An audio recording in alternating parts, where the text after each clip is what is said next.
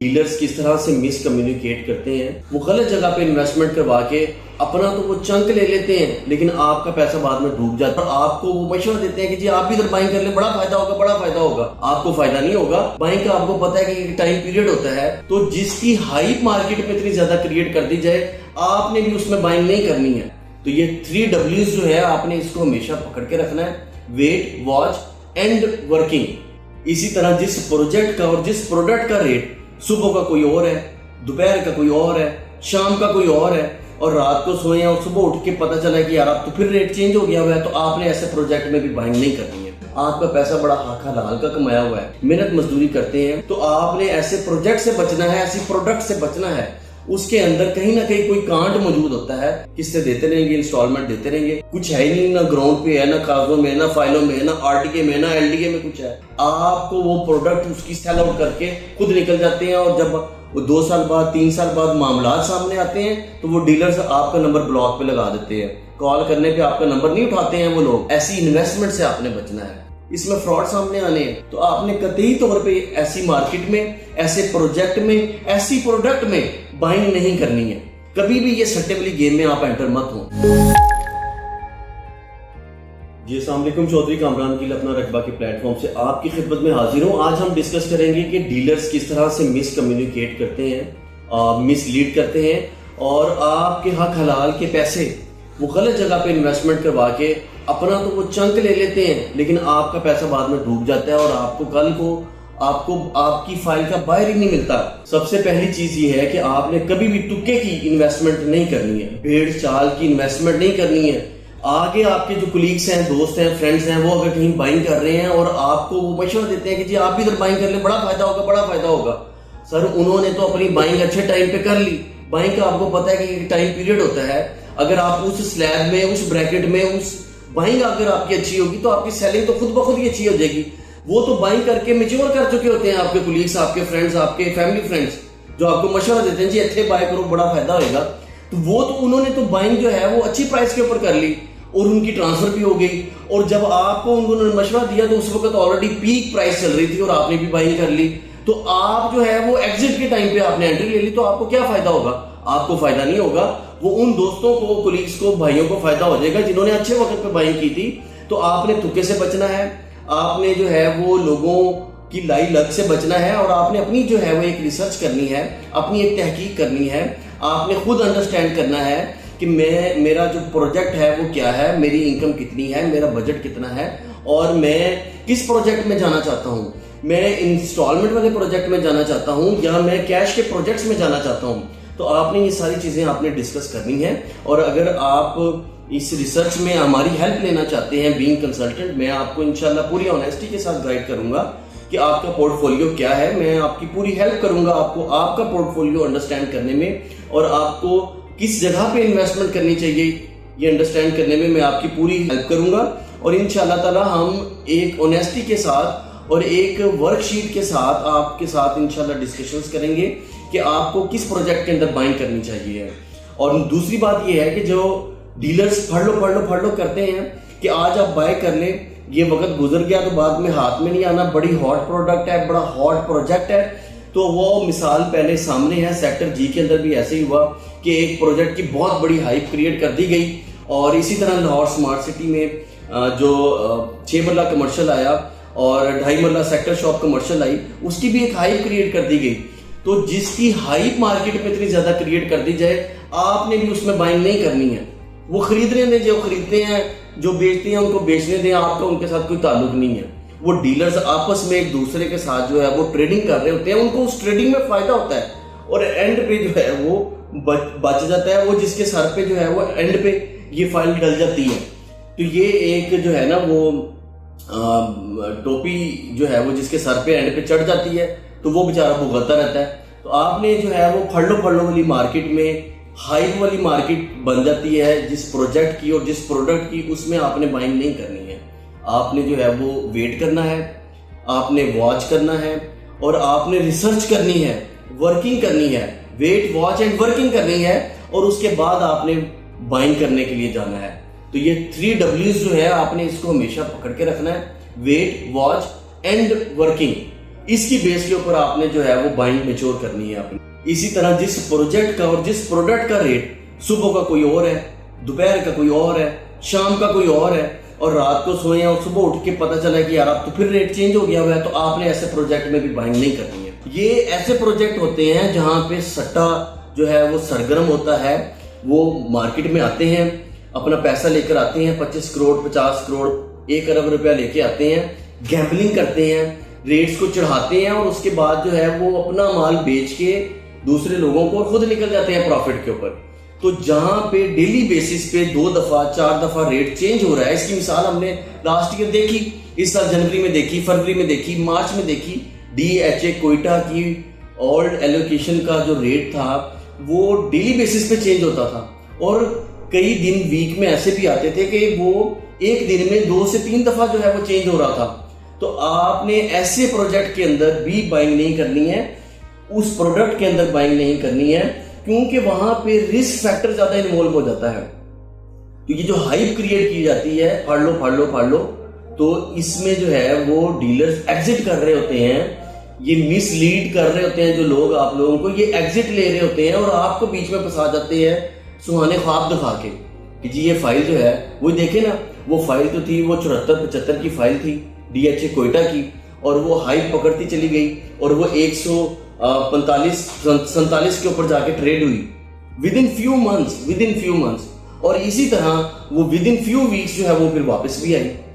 तो आपने ये अंडरस्टैंड करना है कि जो ये मैं आपको सिम्टम्स बता रहा हूं, जो ये मार्केट पल्स मैं आपको बता रहा हूं, इससे आपने बचना है। स्पेशली बीइंग ओवरसीज पाकिस्तानीज, आपका पैसा बड़ा हक हलाल का कमाया हुआ है, यहाँ से जाते हुए भी बड़े हक हलाल के पेरेंट्स के पैसे इकट्ठे करके, और आप वहाँ पे जाते हैं, मेहनत मजदूरी करते हैं, वहाँ पे अपनी सर्विसेज देते हैं, और दिन रात खून पसीना एक करके आप वहाँ पे कमाई करते हैं। तो आपकी बड़ी हार्ड अर्न मनी है। खुदारा इन सिम्टम्स को समझिए, इन इशारों को समझिए। अगर मार्केट में अगर आपको ये फीलिंग्स आ रही है, ये इशारे आपको मिल रहे हैं, तो आपने कतई तौर पे ऐसी मार्केट में, ऐसे प्रोजेक्ट में, ऐसी प्रोडक्ट में बाइंग नहीं करनी है। तो एक और भी है कि लोग डीलर्स जो हैं वो SMS करते हैं, WhatsApp करते हैं, कॉल्स करते हैं, और सर जी ट्रेन मिस हो जानी चाहिए ताड़ी। भाईजान कोई ट्रेन मिस नहीं होने लगी है, कुछ नहीं होने लगा है, कोई अपॉर्चुनिटी मिस नहीं होती है। अगर अपॉर्चुनिटी आपकी आज निकल गई है तो कल कोई और अपॉर्चुनिटी क्रिएट हो चुकी होगी।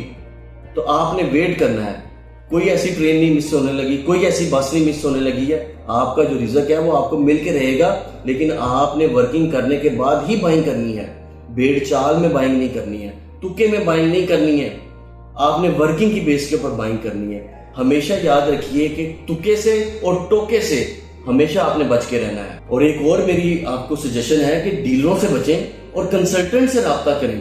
और अगर आप अपने पोर्टफोलियो डिस्कस करना चाहते हैं तो हमारी खिदमत आपके लिए हाजिर है इंशाल्लाह ताला। आप अपनी पोर्टफोलियो हमारे साथ डिस्कस करें, हम इंशाल्लाह उसको मैनेज करेंगे, आपको प्रॉपर जो है वो कंसल्ट करेंगे कि आपने किस तरह से इन्वेस्टमेंट जो है वो करनी है, और किस प्रोजेक्ट में और किस प्रोडक्ट में करनी है। एक ही प्रोजेक्ट के अंदर बाइंग नहीं बनती, एक ही प्रोजेक्ट की तमाम प्रोडक्ट्स में बाइंग नहीं बनती। समटाइम्स एक प्रोजेक्ट की एक खास प्रोडक्ट में बाइंग बनती होती है, और उसी प्रोजेक्ट की एक खास प्रोडक्ट में सेलिंग बन रही होती है। तो आपने इन सारी चीजों को अंडरस्टैंड करके चलना है। दूसरा, आप जब सोशल मीडिया को, फेसबुक को स्क्रॉल डाउन करते हैं, आप देखते हैं कि जी फलाने इस्लामाबाद में डीलर्स को जो है वो ऑडी मिल गई है, BMW मिल गई है।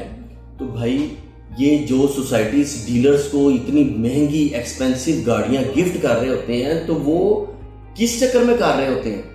वो आपका ही हार्ड अर्न मनी होता है, जो वो अनरजिस्टर्ड सोसाइटीज, गैर कानूनी सोसाइटीज के प्लॉट फाइल्स आपको उन्होंने बेची भी होती हैं, और आपका हार्ड अर्न मनी जो है वो प्रॉफिट की सूरत में सोसाइटी जो है वो डीलर्स को खुश करने के लिए वो इतनी महंगी गाड़ियां गिफ्ट कर रही होती है, इतने महंगे फंक्शंस करवा रही होती है, उनकी फैमिली समेत 20-20 लाख रुपए का उनको हज करवा रही होती है। तो आपने इन चीजों को अंडरस्टैंड करना है। जब आपको ये न्यूज मिल जाती है कि फलाने प्रोजेक्ट में, फलानी प्रोडक्ट के अगेंस्ट डीलर्स को ये सहूलियात दी जा रही हैं सोसाइटीज ओनर्स की तरफ से, तो आपने ऐसे प्रोजेक्ट से बचना है, ऐसी प्रोडक्ट से बचना है। उसके अंदर कहीं ना कहीं कोई कांट मौजूद होता है, कहीं ना कहीं कोई गलती मौजूद होती है, जो उस चीज को डीलर्स कवर कर रहे होते हैं और उस प्रोजेक्ट की तारीफें कर करके आपको वो प्रोडक्ट उसकी सेल आउट करके खुद निकल जाते हैं। और जब 2 साल बाद 3 साल बाद मामला सामने आते हैं तो वो डीलर्स आपका नंबर ब्लॉक पे लगा देते हैं,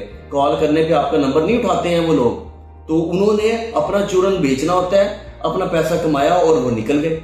तो आपने हमेशा अंडरस्टैंडिंग करनी है कि आपने प्रोडक्ट को प्रॉपर रिसर्च करने के बाद बाइंग करनी है। इसी तरह ओवरसीज पाकिस्तानीज के लिए मेरी गुजारिश है कि उनके जो रिश्तेदार हैं, कजन्स हैं, रिलेटिव्स हैं, वो उनको सजेस्ट कर देते हैं जी कि ये साढ़े हमसाए दे विच जिहड़ा है ना वो प्लॉट विक रहा है, बड़ा जबरदस्त प्लॉट है, तुसी बाय करो। ऐसी इन्वेस्टमेंट से आपने बचना है। तो प्राइवेट लैंड जो स्पेकुलेशंस के ऊपर आपको सजेस्ट की जा रही है वो आपने बाय नहीं करनी है।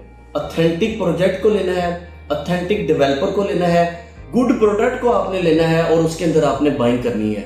आप ये प्राइवेट सोसाइटीज में, ओपन लैंड्स में, ओपन प्लॉट्स के अंदर आप ये बाइंग से बचें और कोशिश करें कि डीएचए के अंदर आप बाइंग करें। आप क्योंकि बाहर बैठे हुए हैं, आपकी इन्वेस्टमेंट सेफ होनी चाहिए, सिक्योर होनी चाहिए, आपकी ओनरशिप में बोलती होनी चाहिए वो, ताकि आप कल जब भी वापस आए 5 साल बाद, 10 साल बाद, आपके नाम पे वो प्लॉट बोलता हो, आप उसको सेल आउट कर सकें।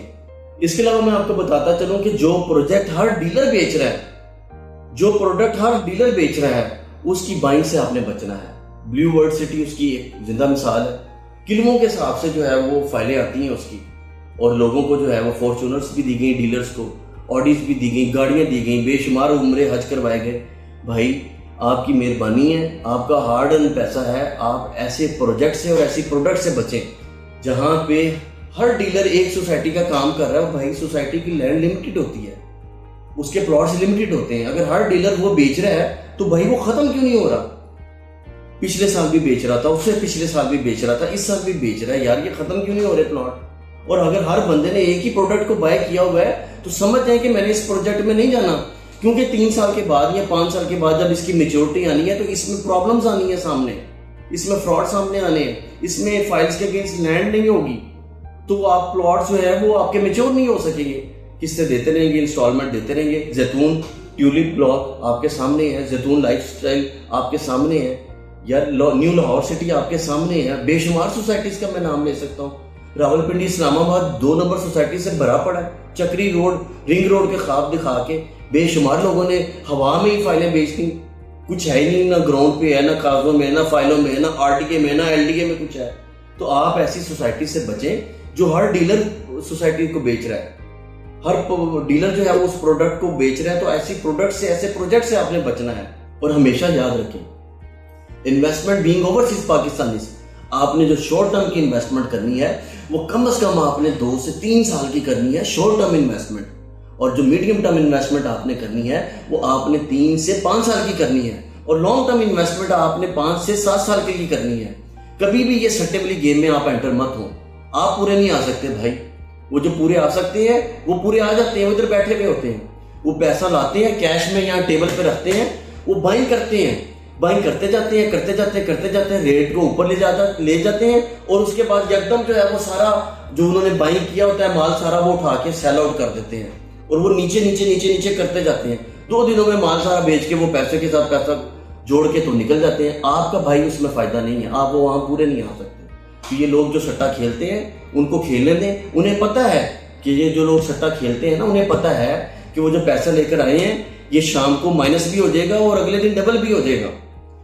तो वो पुराने खिलाड़ी हैं, वो कर रहे हैं मार्केट को गैम्बलिंग कर रहे हैं, मासूम लोगों का कत्लेआम कर रहे हैं, चौकों चौराहों में उनको ज़िबा करके खून बहा करके निकल जाते हैं। भाई ये खून बहा आप बर्दाश्त नहीं कर सकेंगे। आपकी मेहरबानी है, आप प्रॉपर रिसर्च के साथ, प्रॉपर वर्किंग के साथ, और जो सिम्टम्स मैंने आपको बताई हैं, जो इशारे मैंने आपको दिए हैं, ये अगर आपको कोई किसी प्रोजेक्ट में, किसी प्रोडक्ट में भी नजर आते हैं तो आपने ऐसे प्रोडक्ट से, ऐसे प्रोजेक्ट से बचना है। और अगर आपको मेरी वीडियो पसंद आई है तो लाइक का बटन प्रेस कीजिए, और दोस्तों को, भाइयों को फ्रॉड से बचने के लिए इस वीडियो को काइंडली अपने अजीजों में शेयर कीजिए, और मेरे चैनल को सब्सक्राइब करें ताकि आप ऐसे डीलर्स की तरफ से, सोसाइटीज, माफिया की तरफ से होने वाले फ्रॉड से आगाह रह सकें। बहुत शुक्रिया।